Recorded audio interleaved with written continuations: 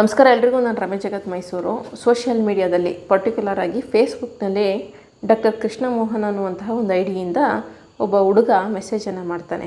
ಅಂದರೆ ಡಾಕ್ಟ್ರು ಅಂತ ಹೇಳ್ಕೊತಾನೆ.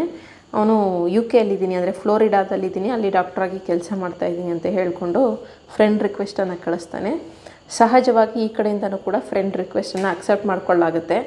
ಅಕ್ಸೆಪ್ಟ್ ಮಾಡ್ಕೊಂಡ ನಂತರ ಈ ಕಡೆ ಐಡಿಲಿ ಏನಿದೆ ಆ ಒಂದು ಐಡಿಯಲ್ಲಿರುವಂತಹ ಫ್ರೆಂಡ್ಸ್ ಲಿಸ್ಟ್ನೆಲ್ಲ ಅವನು ಚೆಕ್ ಮಾಡ್ತಾನೆ. ಚೆಕ್ ಮಾಡಿಬಿಟ್ಟು ಈ ಲಿಸ್ಟಲ್ಲಿರುವಂತಹ ಒಂದಷ್ಟು ಹುಡುಗಿಯರ ಹೆಸರೆಲ್ಲ ಹೇಳಿ ಅವರೆಲ್ಲ ನನಗೆ ಪರಿಚಯ ಇದ್ದಾರೆ ಅಂತ ಹೇಳ್ತಾನೆ. ಎಲ್ಲರೂ ನನಗೆ ಪರಿಚಯ ಅಂತ ಹೇಳಿದಾಗ ಸಹಜವಾಗಿ ಈ ಕಡೆಯಿಂದನೂ ಕೂಡ ನಂಬಲಾಗುತ್ತೆ. ನಂಬಿದ ನಂತರ ಹೀಗೆ ಮಾತು ಫ್ರೆಂಡ್ಶಿಪ್ ಆಗುತ್ತೆ, ಪರಿಚಯ ಫ್ರೆಂಡ್ಶಿಪ್ ಆಗುತ್ತೆ. ಫ್ರೆಂಡ್ಶಿಪ್ ಆದ ನಂತರ ವಾಟ್ಸಪ್ ನಂಬರ್ ಎಕ್ಸ್ಚೇಂಜ್ ಆಗುತ್ತೆ. ವಾಟ್ಸಪ್ ನಂಬರ್ಗಳನ್ನು ತಗೊಂಡು ವಾಟ್ಸಪ್ ಮೂಲಕ ಮೆಸೇಜ್ ಮಾಡೋದಕ್ಕೆ ಶುರು ಮಾಡ್ತಾನೆ. ಶುರು ಮಾಡಿದಾಗ ಫೆಬ್ರವರಿ 1ನೇ ತಾರೀಕು, ಈಗ ಜಸ್ಟ್ ಒಂದು 7 ದಿನಗಳ ಹಿಂದೆ, ನಿಮಗೆ 2 ಕೋಟಿ ರೂಪಾಯಿ ಹಣ ಹಾಗೆ ಒಂದು ಗಿಫ್ಟನ್ನು ಕಳಿಸ್ತಾ ಇದ್ದೀನಿ ಇಲ್ಲಿಂದ UK ಅಂತ ಅಂದ್ಬಿಟ್ಟು ಹೇಳ್ತಾನೆ. ಈ ಕಡೆಯಿಂದ ಕೂಡ ಸರಿ ಅಂತ ಹೇಳಲಾಗುತ್ತೆ. ಅಂದರೆ ಏನಷ್ಟು ಗಂಭೀರವಾಗಿ ತಗೊಂಡಿರಲ್ಲ, ಓಕೆ ಅಂತ ಹೇಳಲಾಗಿರುತ್ತೆ.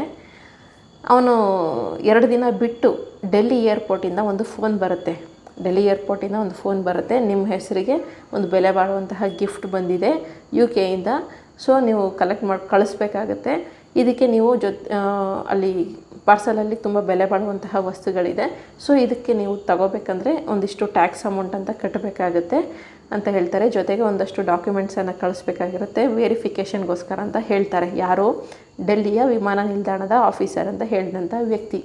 ಸರಿ ಅಂತ ಈ ಕಡೆಯಿಂದನೂ ಕೂಡ ಪ್ಯಾನ್ ಕಾರ್ಡು, ವೋಟರ್ ID ಜೊತೆಗೆ ಬ್ಯಾಂಕ್ ಪಾಸ್ಬುಕ್ಕು ಈ ರೀತಿಯಾಗಿ ಒಂದಷ್ಟು ಡಾಕ್ಯುಮೆಂಟ್ಗಳನ್ನು ಕಳಿಸ್ಕೊಡ್ಲಾಗುತ್ತೆ. ಅವರು ಆ ಕಡೆಯಿಂದ ಎಲ್ಲ ವೆರಿಫೈ ಆಗಿದೆ. ಸೊ ಟ್ಯಾಕ್ಸ್ ಅಮೌಂಟ್ ಇಷ್ಟು ಕಟ್ಟಬೇಕು ಅಂತ ಹೇಳ್ತಾರೆ. ಇದನ್ನು ನೀವು ರಿಸೀವ್ ಮಾಡ್ಕೋಬೇಕು ಅಂದರೆ ಟ್ಯಾಕ್ಸ್ ಇಷ್ಟು ಕಟ್ಟಬೇಕು ಅಂತ ಹೇಳ್ತಾರೆ. ಸೊ ಹಂತವಾಗಿ 15.34 ಅಂದರೆ 15,34,000 ರೂಪಾಯಿ ಹಣವನ್ನು ಕಟ್ಟಲಾಗುತ್ತೆ. ಹೆಂಗೂ 2 ಕೋಟಿ ಬರ್ತಾ ಇದೆಯಲ್ಲ ಗಿಫ್ಟು ಅನ್ನುವಂತಹ ಒಂದು ಕಾರಣಕ್ಕೆ 2 ಕೋಟಿ ಕ್ಯಾಶು ಜೊತೆಗೆ 2 ಕೋಟಿ ಹಣ ಜೊತೆಗೆ ಒಂದಷ್ಟು ಉಡುಗೊರೆ, ಬೆಲೆ ಬಾಳುವಂತಹ ಉಡುಗೊರೆ ಬರ್ತಾ ಇದೆಯಲ್ಲ ಅಂದ್ಬಿಟ್ಟು 15,34,000 ರೂಪಾಯಿ ದುಡ್ಡನ್ನು ಕೂಡ ಕಟ್ಟಲಾಗುತ್ತೆ. ಕಟ್ಟಿದ ನಂತರ ಏನು ಡೆಲ್ಲಿ ವಿಮಾನ ನಿಲ್ದಾಣದ ಆಫೀಸರ್ ಅಂತ ಏನು ಹೇಳ್ತಾರೆ, ಅವನು ಇನ್ನೂ ಒಂದಷ್ಟು ಹಣ ಬರಲಿ ಅಂತ ಅಂದ್ಬಿಟ್ಟು ಮತ್ತೆ ಫೋನ್ ಮಾಡಿ ಇನ್ನೊಂದಷ್ಟು ಅಮೌಂಟನ್ನು ಕಟ್ಟಬೇಕು ಅಂತ ಅಂದ್ಬಿಟ್ಟು ಹೇಳ್ತಾನೆ.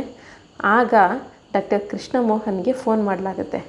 ಆಗ ಡಾಕ್ಟರ್ ಕೃಷ್ಣ ಮೋಹನ್ ಹೇಳ್ತಾನೆ, ಹೌದು ಇದು ಪ್ರೊಸೀಜರು, ನೀವು ಹಣ ಕಟ್ಟಬೇಕು ಅಂತ ಹೇಳ್ತಾನೆ. ಆಗ ಡೌಟ್ ಬರುತ್ತೆ. ಆಗ ಡೌಟ್ ಬಂದು ನನಗೆ ಹಣ ಮೋಸ ಹೋಗ್ತಾ ಇದೆ ಅಂತ ಅಂದ್ಬಿಟ್ಟು ಮೈಸೂರಿನ ಸೈಬರ್ ಪೊಲೀಸ್ ಸ್ಟೇಷನಲ್ಲಿ ಹೋಗಿ ಕಂಪ್ಲೇಂಟನ್ನು ಕೊಡ್ತಾರೆ. ಇದಿಷ್ಟು ನಡೆದಿರುವಂತಹ ನೈಜ ಘಟನೆ. ಇದು ಬಂದು ಮೈಸೂರಿನಲ್ಲಿ ನಡೆದಿರುವಂಥದ್ದೇ. ಹುಡುಗಿ ಬಂದು ಗೌರ್ನಮೆಂಟ್ ಎಂಪ್ಲಾಯಿ, ಬೇರೆ ಅವರು ಇವರೆಲ್ಲ ಗೌರ್ನಮೆಂಟ್ ಎಂಪ್ಲಾಯಿ. ಹೆಸರು ಅದೆಲ್ಲ ಬೇಡ, ಯಾವ ಏರಿಯಾದೆಲ್ಲ ಬೇಡ, ಗೌರ್ನಮೆಂಟ್ ಎಂಪ್ಲಾಯಿ ಅವರು. ಇವರಿಗೆ ಫೇಸ್ಬುಕ್ನಲ್ಲಿ ಡಾಕ್ಟರ್ ಕೃಷ್ಣ ಮೋಹನ್ ಅಂತ ನೋಡಿ ಎಂಥ ಹೆಸರು ಇಟ್ಕೊಂಡಿದ್ದಾನೆ, ದೇವ್ರ ಹೆಸರು ಹೇಳ್ಕೊಂಡು ಈ ರೀತಿಯಾಗಿ ಮೋಸ ಮಾಡಿದ್ದಾನೆ. ಡಾಕ್ಟರ್ ಕೃಷ್ಣ ಮೋಹನ್ ಗೀಟ್ರು ಅಂತ ಅಂದರೆ ಸ್ವಲ್ಪ ಇದಾಗ್ಬಿಡ್ತಾರೆ ಅಂತ ಅಂದ್ಬಿಟ್ಟು ಡಾಕ್ಟರ್ ಕೃಷ್ಣ ಮೋಹನ್ ಅನ್ನುವಂತಹ ಐಡಿಯಲ್ಲಿ ಮೆಸೇಜ್ ಬರುತ್ತೆ, ಫ್ರೆಂಡ್ ರಿಕ್ವೆಸ್ಟ್ ಬರುತ್ತೆ. ಫ್ರೆಂಡ್ ರಿಕ್ವೆಸ್ಟ್ನ ಇವರು ಯಾರೋ ಡಾಕ್ಟ್ರ್ ಅಲ್ವಾ ಅಂತ ಅಂದ್ಬಿಟ್ಟು ಅಕ್ಸೆಪ್ಟ್ ಮಾಡ್ಕೊಂಬಿಟ್ಟಿರ್ತಾರೆ. ಅಕ್ಸೆಪ್ಟ್ ಮಾಡಿಕೊಂಡಾಗ ಈ ಒಂದು ಗೌರ್ನಮೆಂಟ್ ಎಂಪ್ಲಾಯಿ ಹುಡುಗಿ ಏನಿರ್ತಾರೆ, ಇವರ ಒಂದು ಫ್ರೆಂಡ್ ಲಿಸ್ಟಲ್ಲಿ ಇರುವಂತಹ ಒಂದಷ್ಟು ಹುಡುಗಿಯರ ಹೆಸರನ್ನೆಲ್ಲ ಹೇಳ್ಬಿಟ್ಟು ಇವರೆಲ್ಲ ನನಗೆ ಪರಿಚಯ ಅಂತ ಹೇಳ್ತಾನೆ. ಇವರು ಕೂಡ ನಂಬ್ಕೊಂಡ್ಬಿಡ್ತಾರೆ. ನಂಬ್ಕೊಂಡಾಗ ಹೀಗೆ ಪರಿಚಯ ಆಗುತ್ತೆ. ಮೆಸೆಂಜರಲ್ಲಿ ಚಾಟ್ ನಡೀತಾ ಇರುತ್ತೆ. ನಂತರ ಏನಾಗುತ್ತೆ, ವಾಟ್ಸಪ್ ನಂಬರನ್ನು ಎಕ್ಸ್ಚೇಂಜ್ ಮಾಡ್ಕೊಂಡು ವಾಟ್ಸಪ್ಪಲ್ಲಿ ಚಾಟಿಂಗ್ ಶುರುವಾದಾಗ ಫೆಬ್ರವರಿ 1ನೇ ತಾರೀಕು ನಿಮಗೆ ಬೆಲೆ ಬಾಳುವಂತಹ ದುಬಾರಿ ಗಿಫ್ಟ್ ಕಳಿಸ್ತಾ ಇದ್ದೀನಿ, ಜೊತೆಗೆ 2 ಕೋಟಿ ರೂಪಾಯಿ ಹಣವನ್ನು ಕೂಡ ಕಳಿಸ್ತಾ ಇದ್ದೀನಿ ಅಂತ ಅವನು ಹೇಳ್ತಾನೆ. ಇವರು ಅಷ್ಟೇನು ಸೀರಿಯಸ್ಸಾಗಿ ತಗೊಂಡಿರಲ್ಲ. ಆದರೆ 2 ದಿನಕ್ಕೆ ಡೆಲ್ಲಿ ಏರ್ಪೋರ್ಟಿಂದ ನಾವು ಫೋನ್ ಮಾಡ್ತಾಯಿದ್ದೀವಿ, ಡೆಲ್ಲಿ ಏರ್ಪೋರ್ಟ್ ಆಫೀಸರ್ ನಾವು. ಸೊ ನಿಮ್ಮ ಹೆಸರಿಗೆ ಒಂದು ಗಿಫ್ಟ್ ಬಂದಿದೆ, ಬೆಲೆ ಬಾಳುವಂತಹ ದುಬಾರಿ ಗಿಫ್ಟ್ ಬಂದಿದೆ, ಇದನ್ನು ನೀವು ತಗೋಬೇಕಂದ್ರೆ ಒಂದಷ್ಟು ವೆರಿಫಿಕೇಷನ್ ಮಾಡಬೇಕು ಅಂತ ಹೇಳ್ತಾರೆ. ಸರಿ ಅಂತ ಅಂದ್ಬಿಟ್ಟು ಇವರು voter ID, PAN card, bank passbook ಎಲ್ಲವನ್ನು ಕೂಡ ವಾಟ್ಸಪ್ಪಲ್ಲೇ ಕಳಿಸ್ಕೊಟ್ಟಾಗ ಇದನ್ನು ನೀವು ಅಲ್ಲಿ ಕಳಿಸ್ಬೇಕು ಅಂದರೆ ಟ್ಯಾಕ್ಸ್ ಅಂತ ಅಂದ್ಬಿಟ್ಟು ಇಷ್ಟು ಹಣವನ್ನು ಕಟ್ಟಬೇಕು ಅಂತ ಅಂದಾಗ ಹಂತವಾಗಿ 15,34,000 ರೂಪಾಯಿ ಹಣವನ್ನು ಈ ಒಂದು ಗೌರ್ನಮೆಂಟ್ ಎಂಪ್ಲಾಯಿ ಹೆಣ್ಮಗಳು ಏನಿರ್ತಾರೆ ಅವರು ಕಟ್ತಾರೆ. ಕಟ್ಟಿದ ನಂತರ ಮತ್ತೆ ಇನ್ನಷ್ಟು ಹಣಕ್ಕೆ ಅವನು ಬೇಡಿಕೆ ಇಡ್ತಾನೆ. ಯಾರು? ಡೆಲ್ಲಿ ಆಫೀಸರ್ ಅಂತ, ವಿಮಾನ ನಿಲ್ದಾಣದ ಆಫೀಸರ್ ಅಂತ ಹೇಳ್ಕೊಂಡವನು.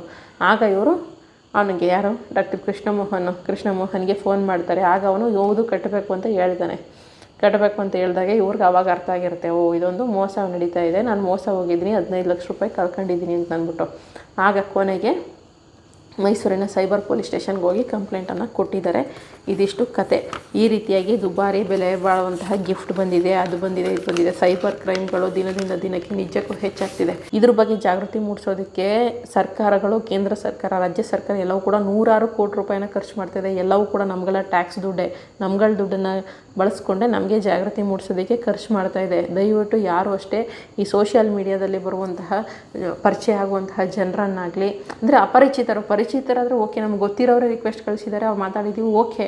ಯಾರೋ ಅಪರಿಚಿತರ ಪರಿಚಯ ಮಾಡ್ಕೊಳ್ಳೋಂಥದ್ದಾಗಲಿ, ಅವ್ರ ಹತ್ರ ಈ ರೀತಿ ಫೈನಾನ್ಷಿಯಲ್ ವ್ಯವಹಾರಗಳನ್ನು ನಡೆಸುವಂಥದ್ದಾಗಲಿ, ಬ್ಲೈಂಡಾಗಿ ಅವ್ರನ್ನ ನಂಬಿ ಅವ್ರೇನೋ ಗಿಫ್ಟ್ ಕಳಿಸ್ತಾ ಇದ್ದಾರೆ ಅಂದ್ಬಿಟ್ಟು 15 ಲಕ್ಷ ರೂಪಾಯಿ ದುಡ್ಡು ಕಟ್ಟಬೇಕು ಅಂತಂದರೆ ಯಾವ ರೀತಿಯಾಗಿ ಅವ್ರು ನಂಬಿಸಿರ್ತಾರೆ, ಈ ರೀತಿ ನಂಬಿಸ್ಬಿಡ್ತಾರೆ. ಸೋಷಿಯಲ್ ಮೀಡಿಯಾ ಅನ್ನೋದು ಅದೊಂಥರ ಮಾಯಾಜಾಲ.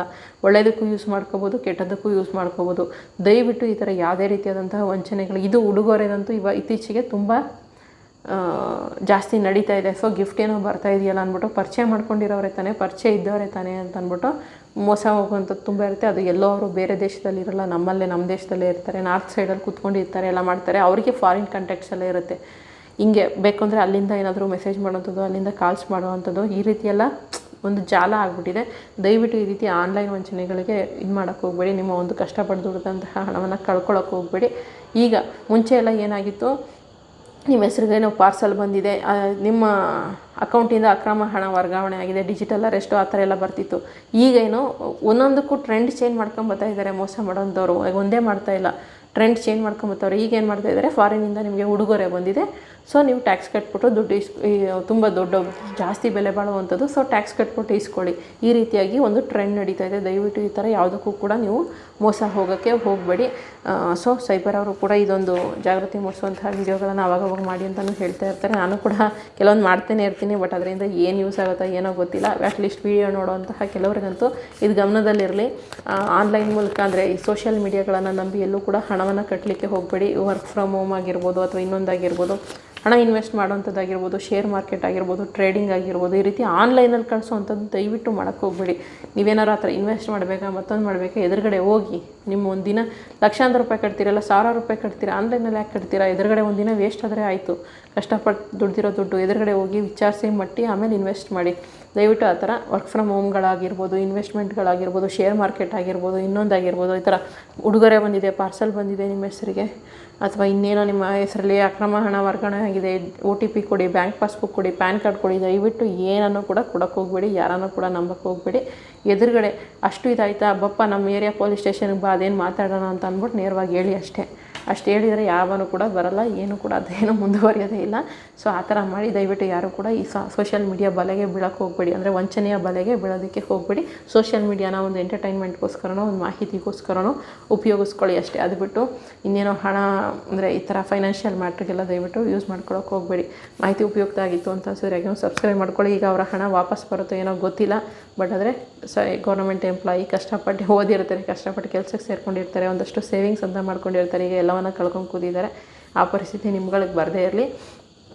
ಒಂದಷ್ಟು ಜನರಿಗೆ, ನಿಮಗೆ ಗೊತ್ತಿರೋರ್ಗೂ ಅಷ್ಟೇ, ಈ ಥರ ಏನಾದರೂ ಇದ್ದಾಗ ಮಾತಾಡುವಾಗ ವೇಸ್ಟ್ ಮಾತುಗಳನ್ನ ಆಡೋದು ಬದಲು ಈ ಥರ ಎಲ್ಲ ನಡೆಯುತ್ತೆ, ಹುಷಾರಾಗಿರಬೇಕು ಅನ್ನುವಂತಹ ಒಂದು ಮಾತನ್ನು ಕಿವಿಗಳು ಹಾಕಿ, ಅಕ್ಕಪಕ್ಕ ಇದ್ದಾಗ ನಿಮ್ಮ ಫ್ರೆಂಡ್ ಸರ್ಕಲಲ್ಲಿ ಒಂದು ಮಾತನ್ನು ಕಿವಿಗೆ ಹಾಕಿ, ಇದೇ ವಿಡಿಯೋ ತೋರಿಸ್ಬೇಕಂತ ನೀವೇ ಜನರಲ್ಲಾಗಿ ಮಾತಾಡುವಾಗ ಈ ಥರ ಡಿಸ್ಕಷನ್ಗಳನ್ನು ಮಾಡಿ, ಈ ಥರ ಎಲ್ಲ ಮೋಸ ನಡೀತಾ ಇದೆ ಅಂತ ಆಗ ಅವ್ರ ಕಿವಿಲೂ ಇರುತ್ತಲ್ವ, ಸೊ ಅವ್ರುಗಳು ಮೋಸ ಹೋಗೋದು ತಪ್ಪುತ್ತೆ.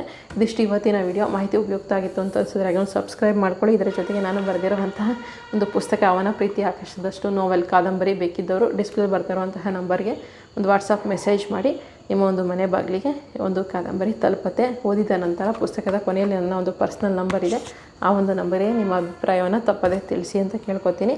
ಇದಿಷ್ಟು ಇವತ್ತಿನ ವಿಡಿಯೋ. ಮುಂದಿನ ವಿಡಿಯೋ ಜೊತೆ ಮತ್ತೆ ಸಿಗ್ತೀನಿ. ಧನ್ಯವಾದಗಳು. Thank you so much.